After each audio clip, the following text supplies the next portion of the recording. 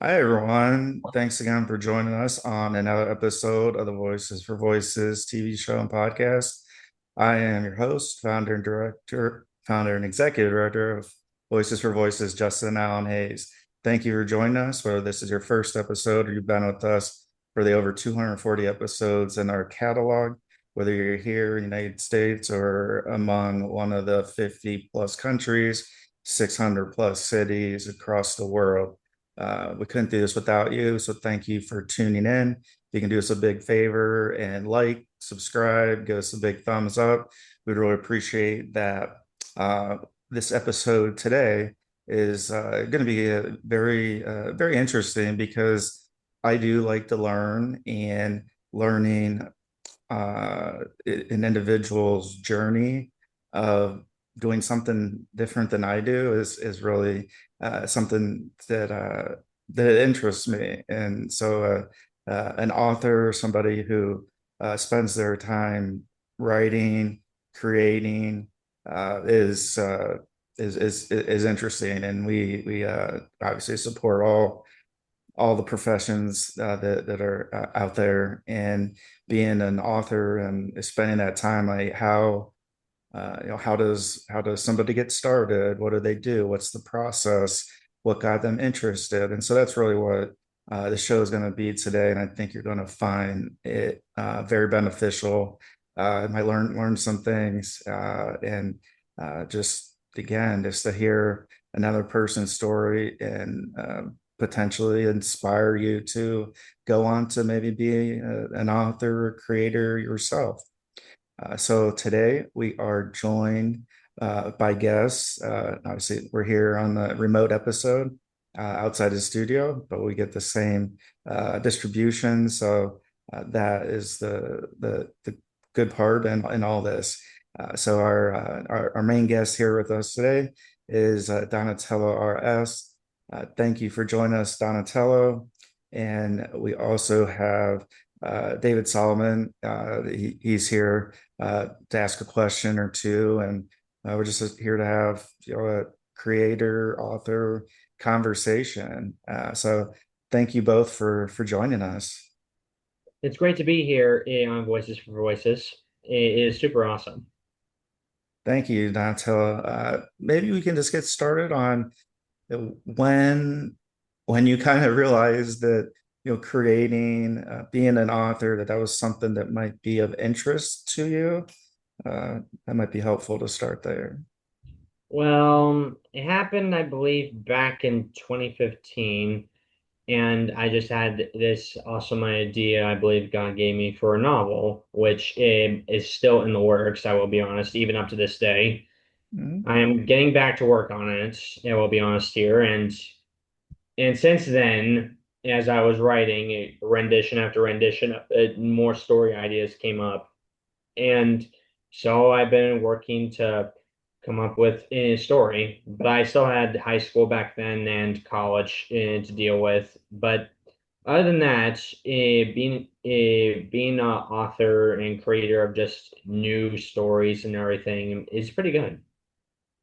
Yeah. Uh, is there a specialty or a genre that you tend to gravitate towards, or it doesn't really matter? Well, I'm a fantasy fanatic, as they say.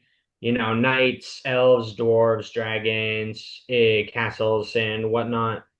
But I do have some sci-fi stories and a steampunk in the mix, which they're on the back burner since I've been mainly focused on my fantasy stories.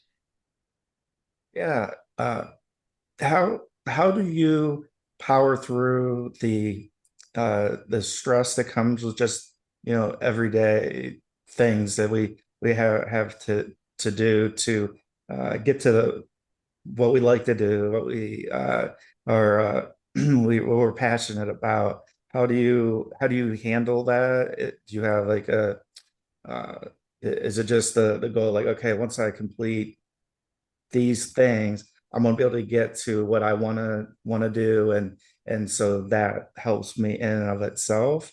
Uh, or is there another way that helps you?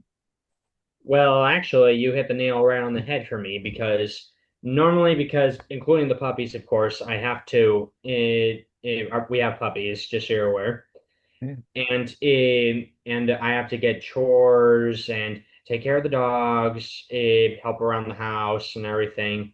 But in the end, this is on me. I've been lazy a bit, like I just done all this. I don't want to do anything else. But when I do and push myself to like get back to work and get back to working on my stories, that's when I'm there. And God actually gave me a method as to my writing, like before I Oh, write something. yeah. Can you go into that if you don't mind? Okay, well, what I do is that I get my stuff around, get my computer booted up and the story I'm working on. Then before I do that, I read God's word for a little while and pray and welcome him into this. Because he's the master author and overall creator, and he's more creative than any of us. So if you're writing a story and you welcome God into it, he may give you an idea or two that might make your story better than anyone else. Not better as in like, hey, I'm better than you and so like that. More like better in the story sense or unique in comparison to others. Yeah, I really like that idea and how that really helps you. Uh do you compare your stories to others and go, oh, mine's not as good or mine's better? I'm just wondering it like that mindset that as you're going through that process, if at the end of the day, once things are finished, you look at that and say, uh, oh, my story's not that good, or maybe it's better. Well, actually, I don't have that mindset. I just focus on like my work, my stuff that God's given me. And although obviously it's nice to think about the amazing stories that came before us and everything, it just your story. It's just the individual's story that they write. Some people can compare, like, hey, I can't compare to Tolkien or C.S. Lewis, but it's something to strive to. But in the end, it is just you.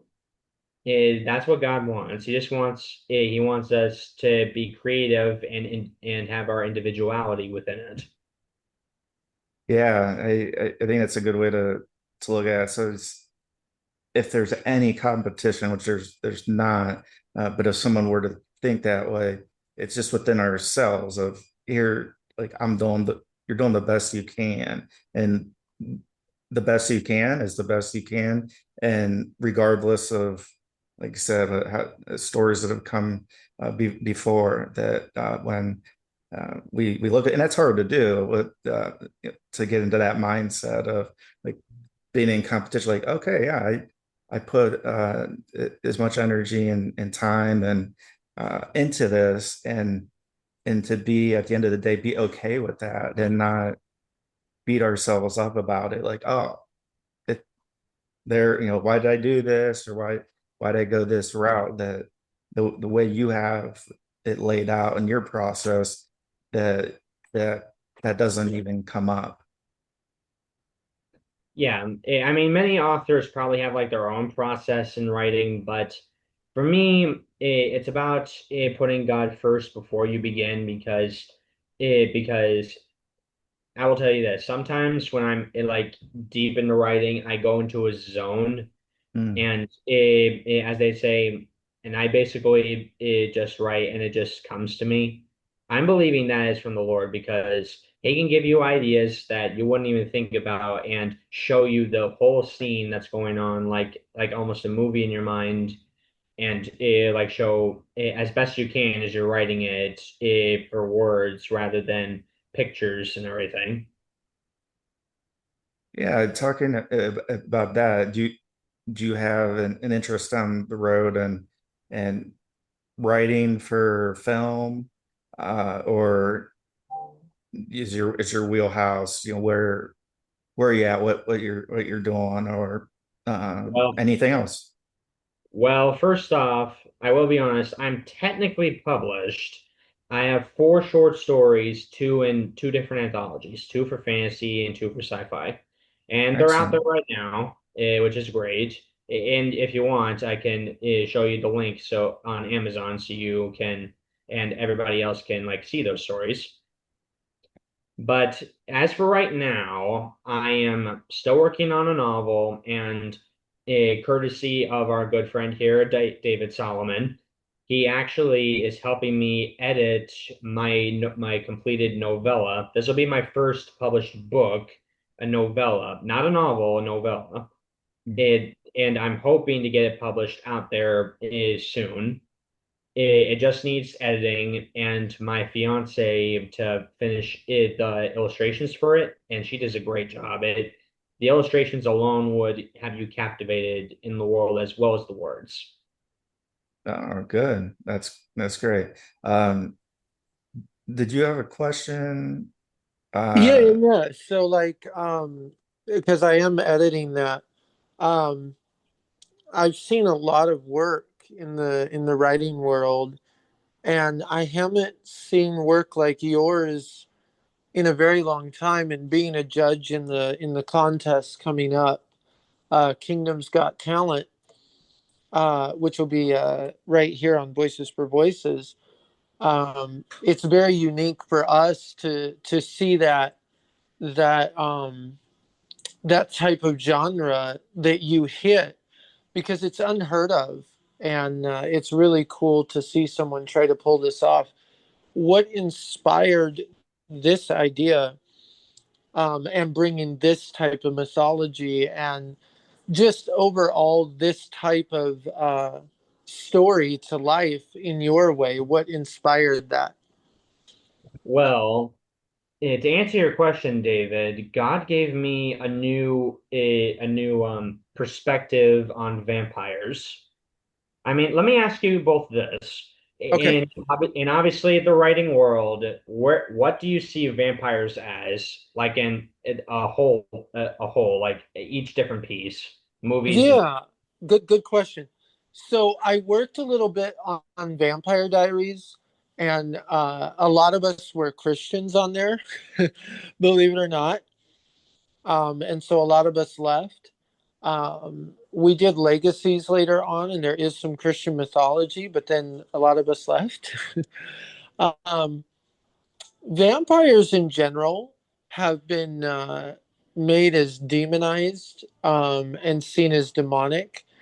And actually, it's really interesting. In 2011, God gave me a story called AX, and it was to retell the story of Saul who became Paul, only mm, in a vampire setting. And that's when it really opened my eyes that vampires are not what we think. And then the series I'm doing now, I am doing a vampire series. And so when I saw yours, I went, huh, this is an interesting take on a genre that has been beaten to death, but Christians don't touch on it. We see the Amish vampires in space, and I read that. Uh, good friend, uh, good friend of mine, Sarah, she did a book about vampires becoming Christian right before they die, and then they become a vampire. What does that look like? mm. And and so that was really interesting to see your perspective. And so I'm curious, like, what leaned you into choosing that? Well, the idea just came to me, and to answer your question, like you gave a great answer. I'll be honest. Yes, we do see vampires as demonic and creatures of darkness, but in like other writing senses, many of them are like attractive, non-threatening teen vampires. Right. Yeah, like that in Twilight and such. But God showed me what they are. They're magistrates ruling in the King of Demons' stead in the physical world. So, like, picture like an empire, like the Roman Empire. They have like magistrates ruling over each region in the kingdom's stead and everything. So in this realm, in my novella, which you're editing, vampires are ruling these areas for the King of Demons in his place. Okay. Okay. And so like that alone was a really cool plot. Um I've never seen that done. So like as a judge, not in this contest, but if I was looking for something creative that hasn't been done in the genre, that would earn you that because nobody targets vampires and no one targets werewolves in the Christian fiction genre. Basically, what this novella is, and I found a YouTube video explaining like the subgenres of fantasy. This Absolutely. classifies what? Go ahead. Yeah, this novella of mine classifies as a dark fantasy. So obviously, with vampires, werewolves, ghosts, and such like that in a fantasy world like setting. So I'm actually I give credit to God because I couldn't have created something like this. Oh, and for those out there that do not know, the title of my novella is called Silver Lining. Is uh is finding a title hard, easy?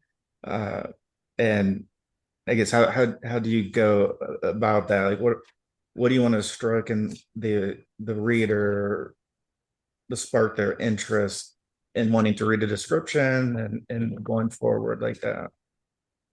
Well, to be honest, at first it was just a name that came to my mind. You see, I watched the new Wonka movie with Mm. Timothy as the main actor of Willy Wonka, and his candy he made was called Silver Lining to help you like see the faint ray of hope beyond the shadow of despair and everything. And that name just, Okay.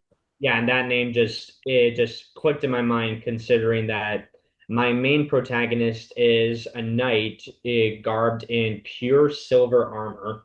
And as many know, silver is one of the Yeah, substances that can kill or hurt a vampire. Yeah, that's I incredible. noticed. I noticed that right from the get go, and it was very curious. Um, so like, what made you interested in the Christian fiction movement? Like, I know we on on uh, on Realm and like we got connected, but what made you find Christian fiction and fantasy? Well,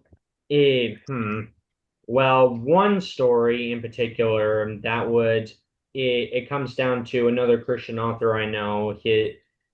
I'll have to remember and look up his name again, but he made a trilogy that I fell in love with called the Azula trilogy. Oh yeah, okay, very good, very Yeah, good. and this trilogy, it was basically the blueprint as to how I wanted to write. Like I've been looking for something like this for a while. Like God is in this world, but there's magic, there's sorcery, there's elves, dwarves, and a whole mess of different creatures that would make you flee in terror or Yeah, so like that.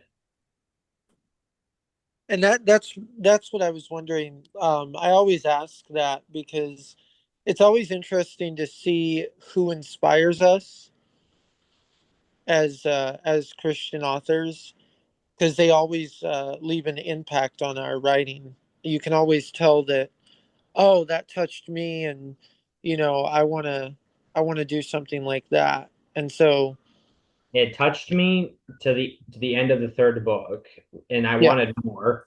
And he did tell me that he's planning on making more to add to the series and everything, but it was years ago when he told me, so he's probably been busy, obviously. no, yeah, But his absolutely. series is just struck me like like finally, this is what I've been trying to write for a long while. Wow. I'll tell you, Christian fantasy, it's a hard market, but it's getting better and better, and it's getting more open and open. And, there's quite a demand going on now for it. And so I applaud you for doing something that's never been done. You know, that that speaks volume. Um, what is your vision going forward?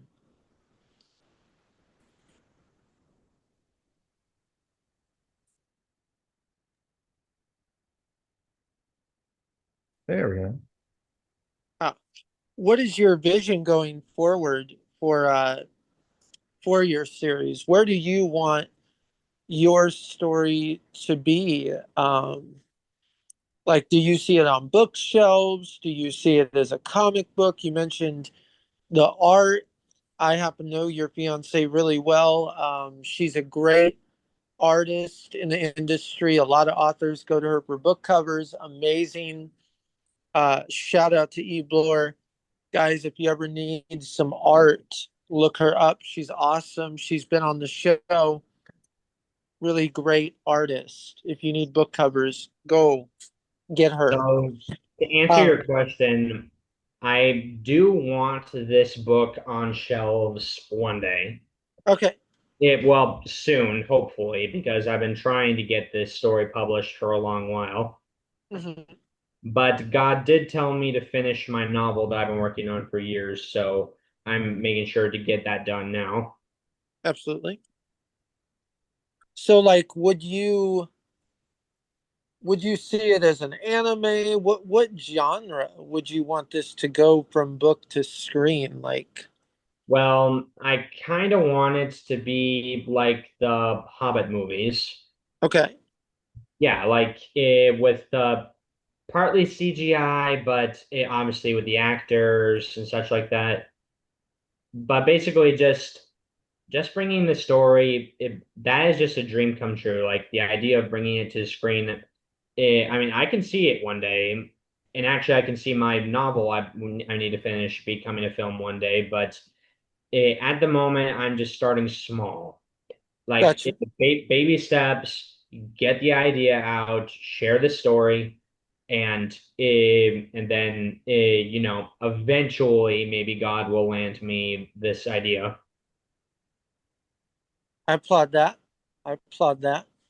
So, going forward, what is your main goal? Like, what's a goal to finish the story? Like, how long do we have to wait till we see it?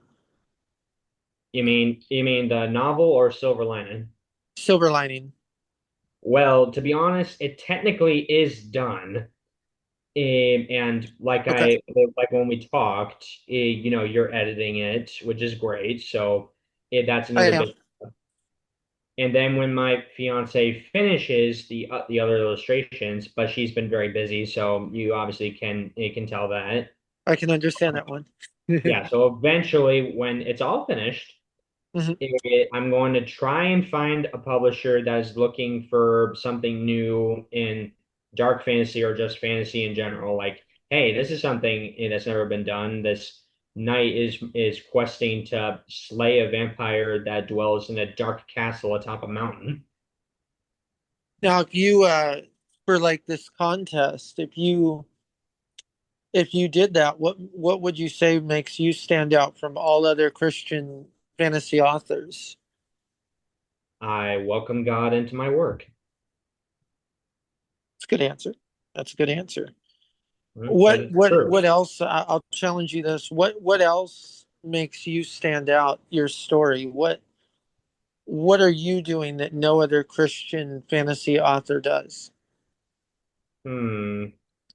I think what I'm doing is tackling a certain genre that I unintentionally tackled a certain genre that most Christians tend to either avoid or just ignore. I mean, heck, I Love never that. pictured myself writing a vampire story before. Yeah, that's a good answer. That's a Hmm. good answer. So, I mentioned this. I wrote you a pitch last night. Um, because you're targeting a genre that's not really been hit, you have potential to go really far. So I want the audience to know that listens, um, it is true. This is just a novella, but that is how masterpieces are made. Sometimes it's not about the quantity, but the quality. And so if someone makes a short story, I'll give you a very good example. Netflix's First Kill. Yes, it is a lesbian vampire series, but there's a point. It was a story in an anthology. And the anthology published about 60 short stories, and Netflix picked that one because everybody was talking about it. Not because it was lesbian, Hmm. but because of the way they did it.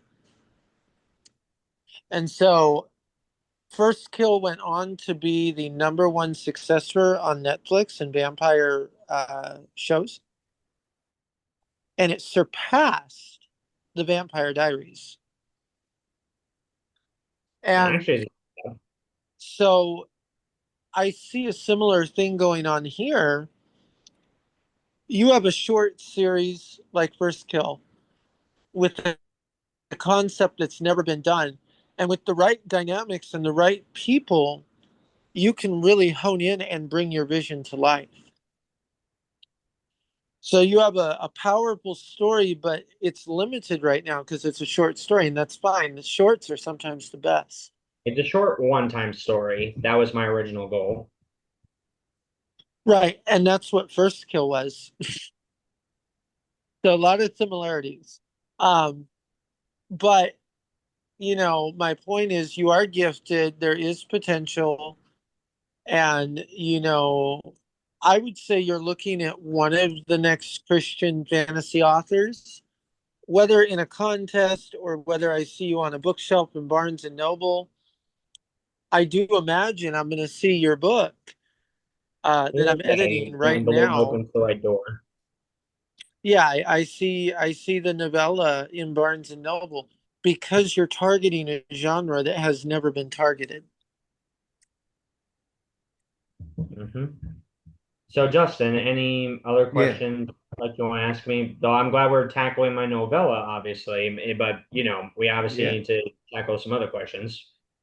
yeah. How about inspiration to other authors, other individuals that find creating interesting, don't know where to start, think that, oh, I have this short story just talked about, or uh, I I see myself being an author, but I'm going through my education and I've got a C or a D on the paper, and it just tears me down from where you're at and where you're going. If you could talk to somebody that is 10, 15, 20 years younger, or I'm not sure your age, so I don't want to. But somebody that's into those formative years that are is like, yeah, I enjoy this. I want to do this. I think this is interesting, but how do I start? Well, I will say this from my experience, give it to God first. Like before you even write, just spend like a couple minutes in his word and welcome him into your project through prayer. And then, of course, get to writing. And who knows, God may actually guide you in the right direction as to where your story should go because his ways are better than us. Yeah, I but can but uh, I most can get definitely. on that because I actually do the same thing. Before I sit down, I will write, but I will pray before I write, and I'll say, God, guide me on what to write, on what to do with the story. Be honest, there are entire stories that I've turned down because God said, you know what? I don't want you to do that. I've turned down $100,000 contracts because God said, nope, not today. And then he blessed me the next day with a $200,000 Ooh, contract. crazy. So, That actually is a huge blessing. That goes to show that obedience is what God wants. yeah. So if you obey God, God will bless you. And if you don't, man, You'll regret it. yeah, yeah, amen. Um, you mentioned that you're writing a novel, and I barely know a lot about it. Can you share with us a little bit about that journey of your novel? Of course. It's called The Legends of Celestial. That's its name, first off. Hmm. And ironically, the main character is named Donatello, and I love that name so much. That's how I got my pen name and everything. I got you. Yeah, so the story is literally about a young author who had just completed his very first fantasy novel, and he was super excited to show his writing tribe everything that he has put into this, and it's taken him years to finish. But what happened next completely stunned him. The book opened by itself as he was leaving his study, and he was sucked into its pages. And as the book closed, revealing its title, The Legends of Celestial, he's now sucked into the world of his own story, and he goes on this fantastic adventure. Huh. Oh, I take it back. Silver lining is great. That has even more. My point. So you have an entire novel there that sounds like it could be even more potential than the other That's what two. I'm referring to. Yes, that's why God is telling me to finish it, in which Yeah, I will yeah, gladly dude, do. absolutely. That's never been done either. I could see that going the way of Jumanji a little bit. Sort of, but it's more like well, you may have heard of this movie, or it's also a book too. You may have heard of this. It's more like the reversal of Inkheart. Yeah, yeah, Yeah, I seen that movie, and the guy like reads characters and stuff out of the books and everything. That actually is super cool. yeah. It would be like, well, so the new Jumanji, the producer of that did that, and so it had a lot of those same ideas in it, and so I could see that absolutely. I Yeah, because I mean, like they literally got sucked into the world of Jumanji and in the new movies, and that I can see. And now we finally understand what Alan Parrish literally experienced in there. I mean, they even showed a base that he actually built where the one player was trapped in there for years. Yeah. So like again, you're touching genres, two genres now that have never been touched. And that's going to go far in the Christian fiction market and the genre as a Well, whole. with God's help, it hopefully will. I'm sure it will. If God, I tell authors this all the time. If God gives you a story, it's not there to sit dusted on a shelf. And so, like a lot of authors get just depressed or like, oh, the market's not there. Oh, it's there. Or It's they just get, when, in my case, a little lazy and don't and barely work on it at right. all. Well, and procrastination plays a big role. And you just have to, one thing I learned is pray about that and say, God, give me the strength to do this. I need your strength today to finish this. Help me to finish this according to your will. And it goes a long way listening to him and leaning on his understanding and not ours. And that's really guided me into where I'm at. And, I see a lot of the same in your story reading Silver Lining alone. we're getting close to the end. I want to give Donato the opportunity Yeah, to absolutely. cover Absolutely. anything we haven't covered, how people can learn more about you, and as as your projects progress, how they can be involved in purchasing those and Well, being a part. eventually the purchase thing will come around, but as of now, I have nothing but just my Instagram account, and just my thoughts and my stuff that I've already done so far. Okay. What's your Instagram handle for uh those that are interested? It My handle is Blizzard Stormer, Okay. and You said you'll literally see like an Ice Knight holding a book in one hand and a sword in the other. It should be easy to find. But I will be honest, I do have a thing where I'm screening the people that watch me because, well, heck, I don't know them. So correct. I just been obviously careful, just to fair warn. Yeah. And I think that's important with anything, especially creators that uh, the work was meant for certain audience, certain Yeah, demographics, and when uh, they want to basically be the author's new BFF and everything like that. Eh, correct. yeah. Well, Donatello, did we Also, cover? another thing, Yeah, yeah. if you're looking Please. for new creatures, or creatures that haven't even been done in the story, you can use this. That's right. I'm glad you brought that out. The Encyclopedia of Magical Creatures. Yes. Yeah, it showed many creatures that I never even seen in the fantasy story at all, and a few of them I actually used. I still obviously have my own like make made up creatures, of course, but still there are Mhm. just some that are pretty interesting. Cool. Well, Donatello, we'll finish up here. Thank you so much for joining us on the show, and look forward to learning more and following your path. Thanks.